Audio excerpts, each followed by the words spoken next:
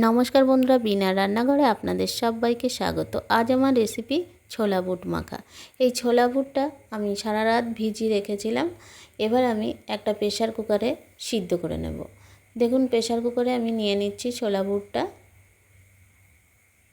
এর মধ্যে সামান্য একটু জল দিয়ে নেব আর দেখুন এখানে দুটো আলু চির করে রেখেছি, সেটা আমি দিয়ে দিলাম। এবার আমি সামান্য জল দিয়ে দেবো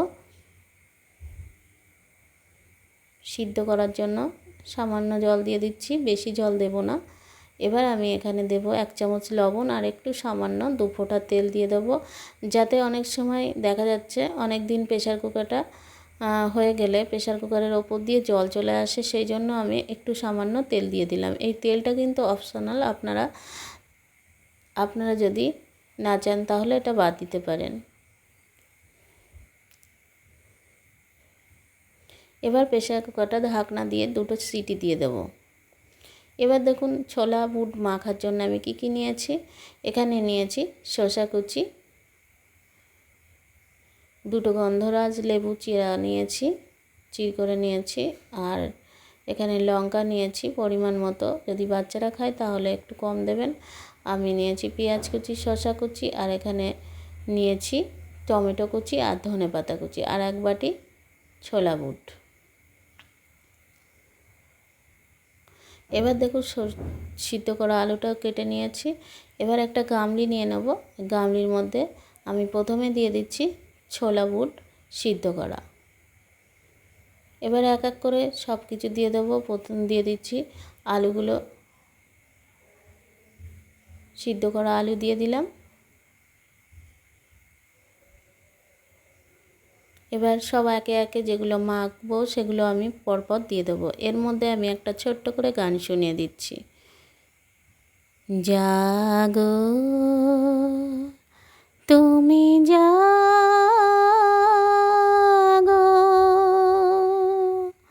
জাগো দুর্গা, জাগো 10 প্রহরণ ধারিণী,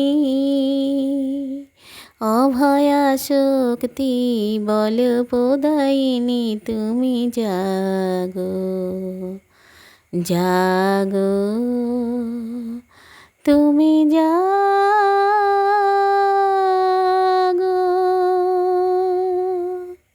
বন্ধুরা দেখুন, এবার গন্ধরাজ লেবুর রসটা আমি দিয়ে দিলাম।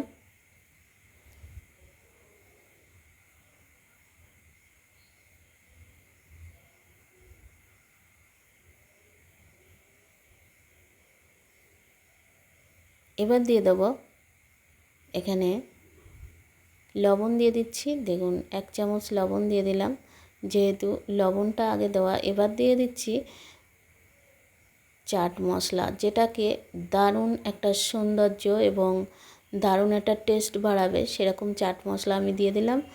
বন্ধুরা এবার আমি এখানে দিয়ে দেব 1 বাটি ঘটি গরম চানাচুর। এটা কিন্তু অপশনাল, আপনারা না চাইলে এটা স্কিপ করতে পারেন।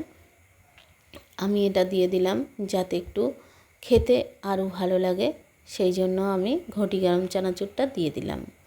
বন্ধুরা এখানে আমি একটু টমেটো সসও দিয়ে দেবো। এবার সব কিছু আমার মাখা রেডি। এবার আমি পরিবেশন করে দেব। বন্ধুরা এই ছোলা বুট মাখা, আপনারা যদি ছোলাটা শুধু চান তাহলে শুধু ছোলা মাখতে পারেন। আমি কিন্তু দুটোই মেখেছি। এটা কিন্তু বাচ্চাদের খুবই ভালো সুস্বাস্থ্যকর খাবার, আমাদেরও খুব ভালো খাবার। এটা বিকেল বা সন্ধ্যার সময় এটা দিলে অনেকক্ষণ পেটটাও ভরা থাকে, আর স্বাস্থ্যের পক্ষে কিন্তু খুবই ভালো। দেখুন এবার পরিবেশন করে দিচ্ছি আমি একটা প্লেটের মধ্যে।